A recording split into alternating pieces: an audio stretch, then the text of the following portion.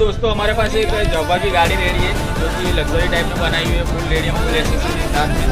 Customer का review लेते इसके बाद आपको गाड़ी दिखा दे। ये दीपक भाई है। दीपक भाई कैसा लगा गाड़ी का काम? जैसा सोच के आए थे और जैसा वीडियो में दिखाया था वैसा मिला के नहीं? कमलू भाई को तो आगे देखा ही होगा, पहले भी आ चुके हमारे पास गाड़ी बनाने के लिए। तो चलो दिखा दें इनकी गाड़ी की किस तरह से हमने काम किया है।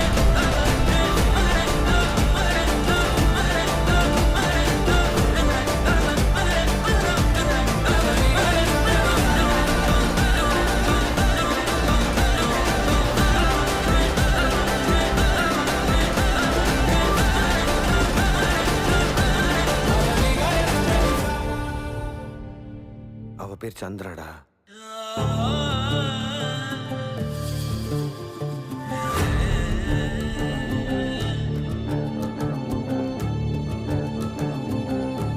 तो आपको भी ऐसा कोई भी काम करवाना हो तो डिस्प्ले पे हमारा कॉन्टैक्ट नंबर दिया हुआ है।